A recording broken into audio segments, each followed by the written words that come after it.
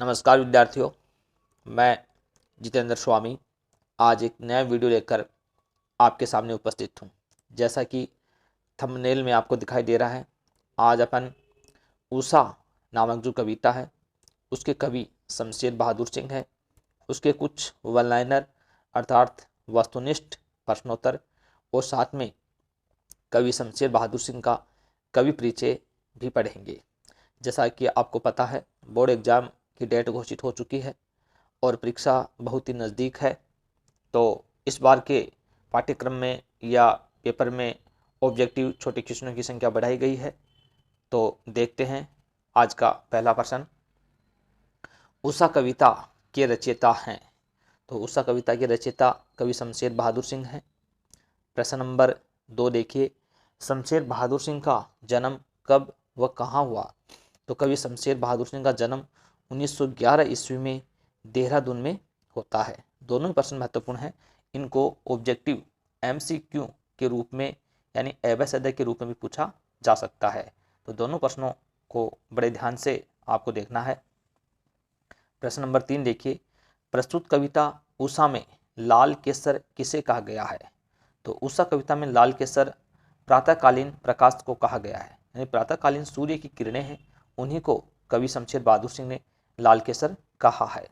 प्रश्न नंबर 4 देखिए, सुबह का आकाश किसके समान लग रहा है। तो सुबह का आकाश कवि को नीले शंख जैसा दिखाई दे रहा है, यानी नीले शंख के समान लग रहा है। तो ये दोनों प्रश्न महत्वपूर्ण हैं। प्रश्न नंबर 5, राख से लिपे हुए चौके की उपमा किसको दी गई है। तो इसका उत्तर है आकाश को। राख से लिपे हुए चौकों की उपमा है वो कवि शमशेर बहादुर सिंह ने आकाश को दी है।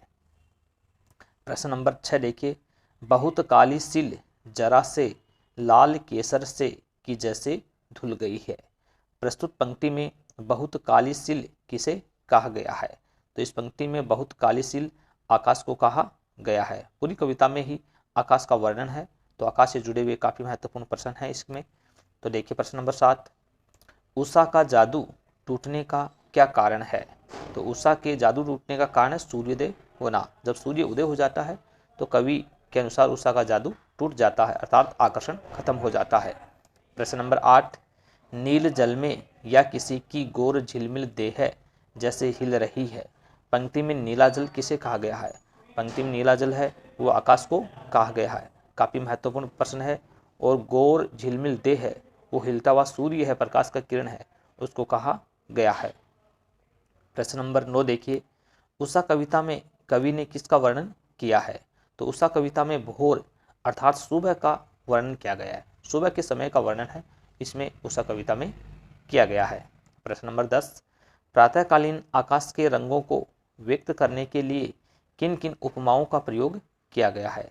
तो प्रातःकालीन आकाश की उपमाओं के लिए नीला शंख, राख से लिपा हुआ चौका और बहुत काली सील, इन तीनों ही उपमानों का प्रयोग है कवि ने प्रातःकालीन आकाश में जो रंग अलग अलग प्रकार से परिवर्तित हो रहे हैं उनको व्यक्त करने के लिए इन तीनों उपमानों का प्रयोग कवि ने किया है। प्रश्न नंबर 11 देखिए, उषा कविता में लिए गए उपमान हैं। तो उषा कविता में जो उपमान लिए गए हैं वो सारे ही ग्रामीण अंचल से, अंचल का अर्थ होता है क्षेत्र से, ग्रामीण क्षेत्र से है। उषा कविता के समस्त उपमान लिए गए हैं। प्रश्न नंबर 12, स्लेट पर या लाल खड़िया चाक मल दी हो किसी ने। पंक्ति में स्लेट और लाल खड़िया चाक किसे कहा गया है। तो पंक्ति में स्लेट है वो आकाश को कहा गया है और लाल खड़िया चाक है वो सुबह की लाली को, सुबह की लाली का मतलब सुबह की लालिमा है, सूर्य की जो सुनहली किरणें हैं या सुनहला जो प्रकाश है उसी को सुबह की लाली को खड़िया चौक कहा गया है।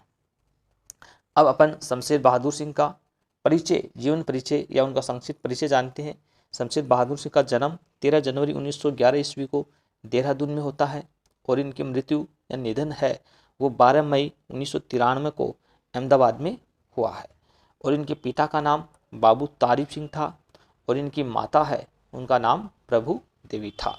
अब इनकी प्रमुख रचनाओं पर यदि अपन नज़र डालें तो देखो कुछ कविताएं, कुछ और कविताएं, इतने पास अपने चुका भी हूँ नहीं मैं, उदिता, बात बोलेगी, काल तुझसे होड़ है मेरी, ये समस्त कविताएं हैं वो शमशेर बहादुर सिंह की हैं।